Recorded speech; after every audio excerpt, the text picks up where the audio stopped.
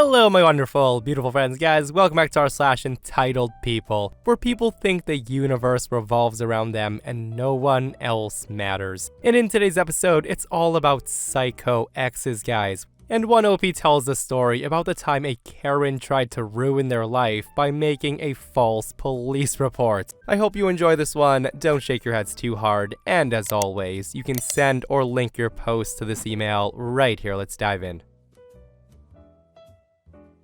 Okay, so buckle up because this one's wild. So I had this one friend who I'd known for a while, since about 2016. We even got close at one point, BFF stuff. Fast forward to 2019 and she introduces me to her boyfriend's brother. Now that should have been fine, except that's when she started acting completely different. I didn't find out until later, but she was running a full-blown smear campaign behind my back. She was telling people that I was abusing my husband, making up insane lies about me, and just being manipulative in ways that were honestly terrifying. Before my wedding, I had no idea she was spreading all this nonsense. I just knew that she had gotten condescending and weird, so I started keeping my distance. And then, we had a falling out over something else, and I basically cut her off. And here's the kicker. She still had to come to my wedding because her boyfriend's brother was marrying me. Yeah, try saying that 5 times fast. Now, I was hoping, at the very least, she'd have enough decency to stay out of my way. It was supposed to be my special day. Well, a week before the wedding, she tells a mutual friend that she bets my husband and I will divorce within a year, and that I'll get pregnant to trap him, like psycho level 100 stuff. Then, the day before my wedding, she runs into some mutual friend and she announces that she wants to dress sexy for the wedding. They tell her, hey, maybe save it for the club. And did she listen? Of course not. She shows up in a tiny clubbing dress, like trashy. She knew it would make her the center of attention, and it did. Family and friends spent the next day whispering about her outfit, pointing out how inappropriate it was. She even went to my bridal suite when I wasn't there. Now I know it could have been worse, but the sheer entitled audacity was insane.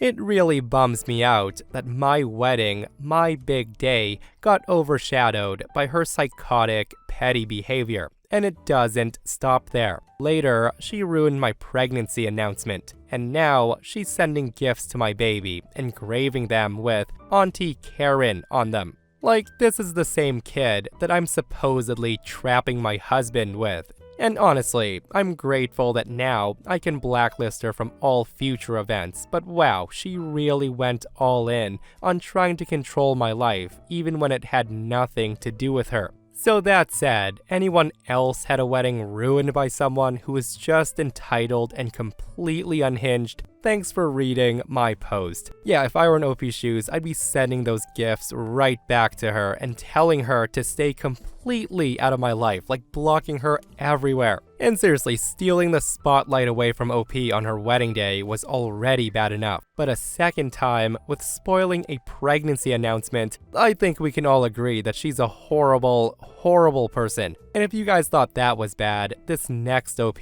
feels betrayed by their girlfriend. Listen to this post. So my brother and I were hanging out around town 2 nights ago. We walked into a pretty empty gas station to buy drinks, and when we came out, this guy in a mask ran up on us with a weapon, a gun, and he demanded we give him our wallets. Because I was terrified for my and my brother's life, I reached for my wallet to give him. No amount of money is worth our life. But before I could give it to him, my brother proceeded to lunge at this guy and punched him and proceeded to beat and kick him. He was able to grab the dude's gun and point it at him, and the dude ran away. That's when I called the cops and the security footage was shown. We told everyone, of course, and they were just mainly relieved and happy we were safe. My brother got a lot of praise, of course, for running the dude away. My girlfriend was at first emotional and then relieved I was safe, but once she saw the footage, she changed. Today, she dropped a bombshell on me that she doesn't want to be with me anymore. When I asked why, she said, "I don't want to be with a wimp. I deserve a man who will risk his life to protect me if it comes down to it." She said she hates that I didn't attempt to fight the dude like my brother did, and I was just gonna let the dude win. I tried to explain to her that my brother was lucky, and that fighting an armed dude could have cost me my life, but she didn't care. She said she's lost all romantic interest in me and she's done. I'm broken right now and I feel horrible. She really made it seem like I was less of a man than my brother because I was more cautious about our lives. I just feel so betrayed and just effed up overall. To think that the love of my life would ditch me after this is too much to take.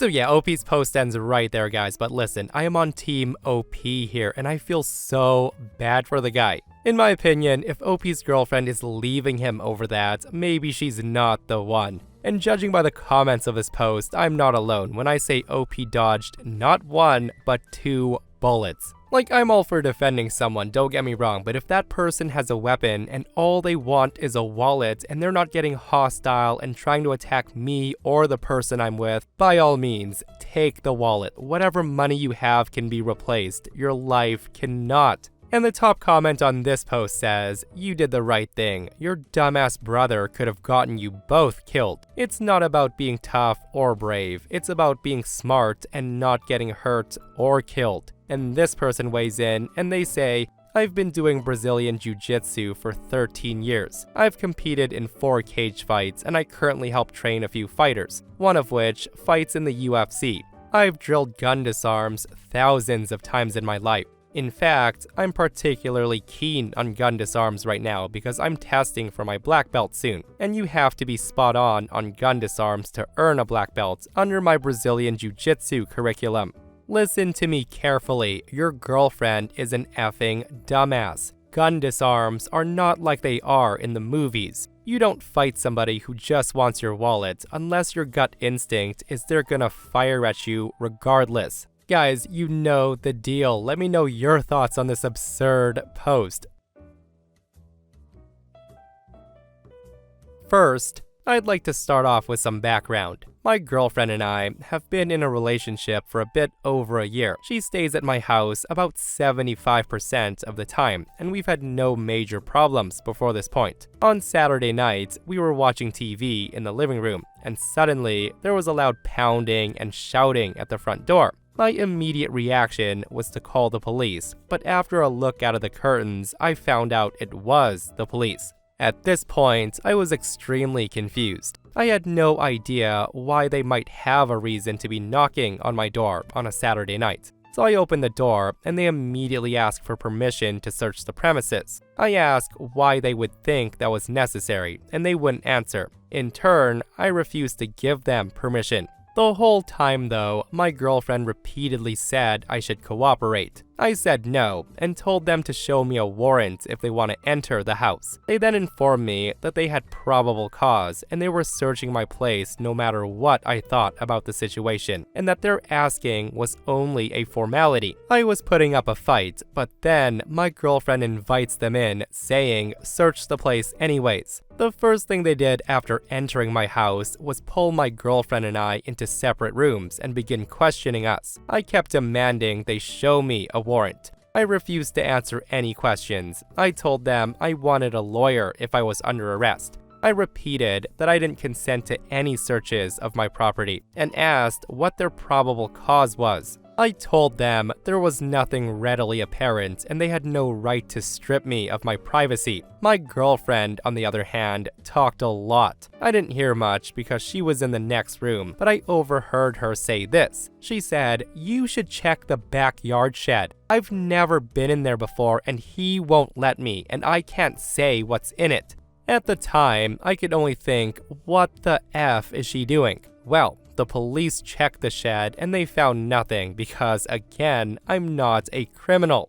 An hour later, with hundreds of questions, they left. At that point, I asked why in the world she would try to help them find criminal activity in my house, and she could only answer that she panicked, she didn't know what to do. My mother's a paralegal and she's furious about the police conduct, and she doesn't even know what my girlfriend said to them yet. I'm incredibly angry at my girlfriend for saying something so unbelievably moronic, but all she can respond to me with is, I panicked, I didn't know what to do, I had to tell them. What I need more than anything is another perspective on why a person would throw their significant other under the bus like that. For all who's asking, here's the update. This was a giant mess. About a year before I met my current girlfriend, I was sort of seeing a 35-year-old woman. Our relationship was in its early stages, but she wanted me to drop everything and move in with her. Just about everyone I knew was telling me there was something off about her, but I thought they were judging her for her age. Then, one night, we had this fight and she chugs half a bottle of cognac. I had to call an ambulance because she was completely unresponsive. I ghosted her after this, and I had to ignore her pounding on my door several times. I went to the police station about a week after they raided me to file a formal complaint. I had consulted a lawyer, and he advised me that it would be a good first step if I were going to take legal action. When I filed the complaint, I tried to get information on who falsely accused me of a crime that warranted a raid without a warrant, but they wouldn't budge.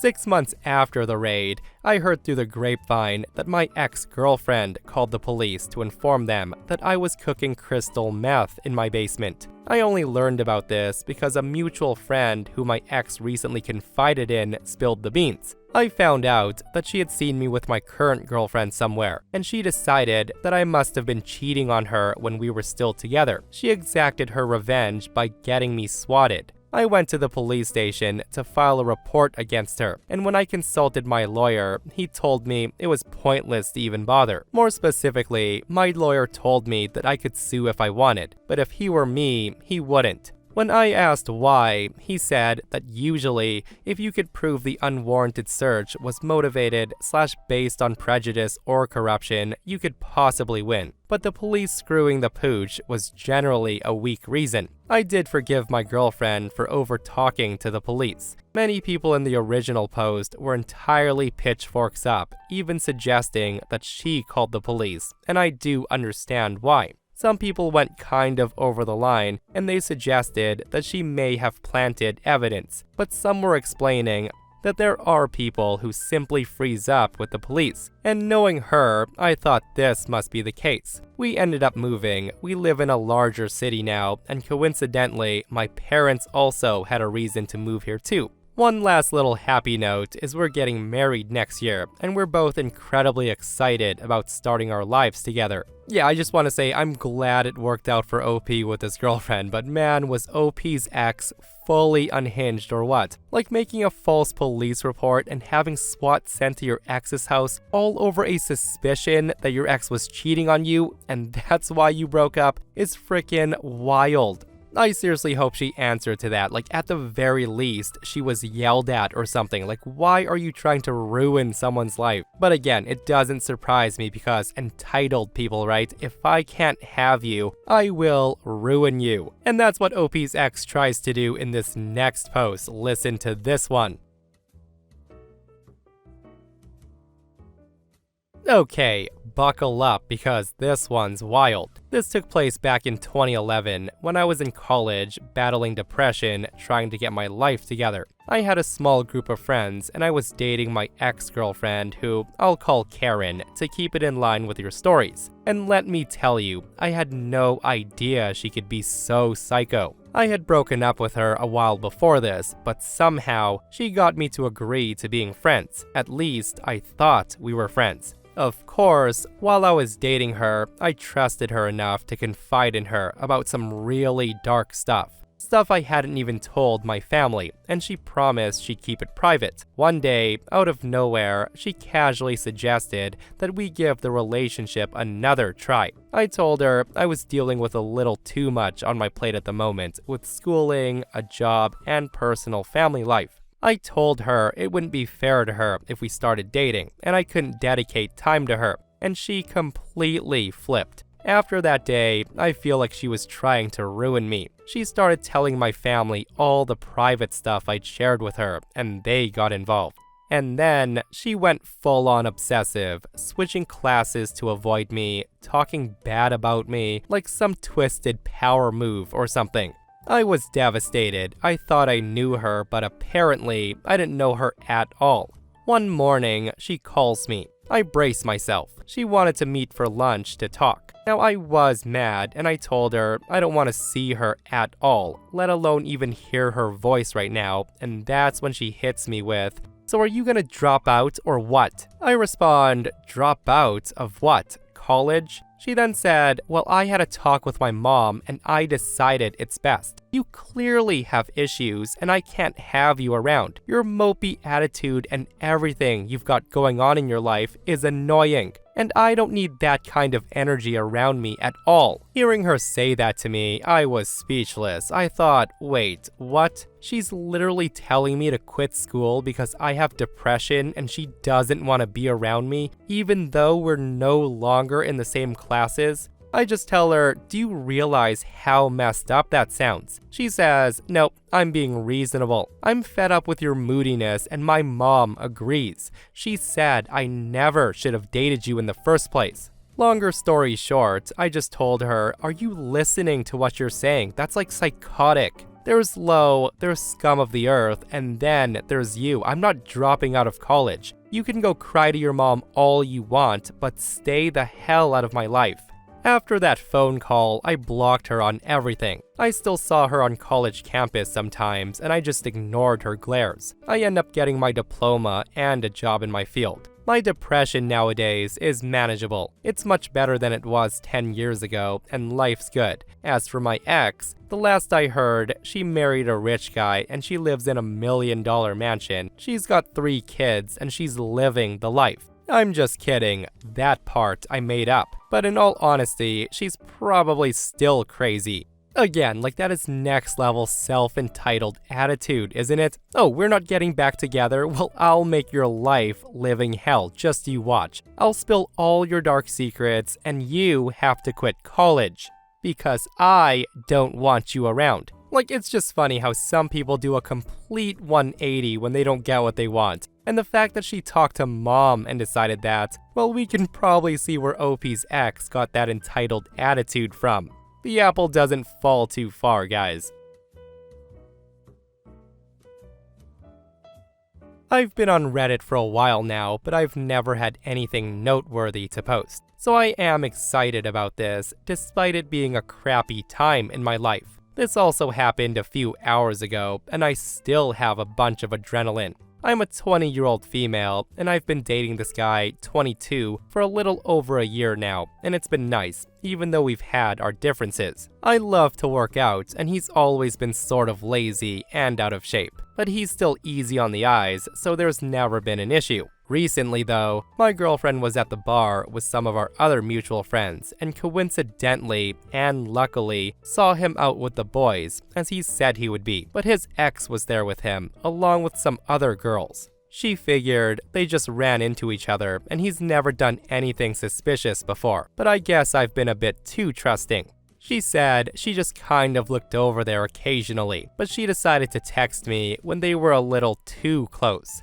At this point, I called him because what the heck, he said he'd be with the boys and he said he'd be home when I got home, and then hung up. At this point, I realized I hadn't been paying much attention to his behavior. Not him, because we literally live together. Being preoccupied with college and work and everything, I never realized that he was most definitely hooking up with his ex. The guy always stayed out late, would ignore my text messages and calls for hours. He would hang out with his friends but never invited me, and he's always been ridiculously protective of his phone, saying that he wants to live his own life and it's private. Which I should have called him out on, but I'm way too naive, I guess.